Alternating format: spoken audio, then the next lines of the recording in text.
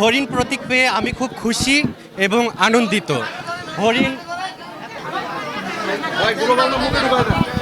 হরিণ হলো খুব সুন্দর, সততা, নিরীহতা এবং সে শান্তির প্রতীক।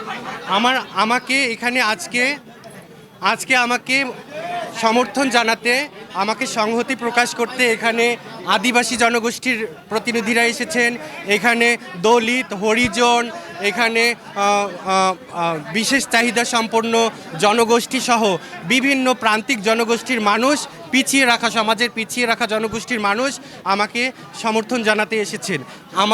আজকে আমাকে যেনারা সমর্থন জানাতে এসেছেন, বাংলাদেশ স্বাধীন হওয়ার 54 বছর পরে নিজের দেশে, নিজের রাষ্ট্রে এই মানুষগুলো অসহায় এবং নিরীহতার শিকার হয়ে আসছে। নিরীহ সমাজের কাছে নিরীহ হিসেবে এনারা বিবেচিত হয়ে আসছে।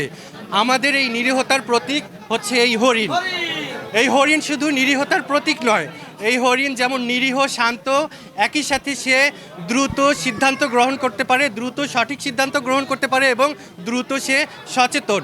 আমি এই অসহায় প্রান্তিক জনগোষ্ঠীর যত পিছিয়ে রাখা জনগোষ্ঠী রয়েছে বাংলাদেশে, সকল পিছিয়ে রাখা জনগোষ্ঠীর কণ্ঠস্বর হয়ে ওই সংসদে যেতে চাই, তাদের অধিকার মর্যাদা আদায় করতে চাই।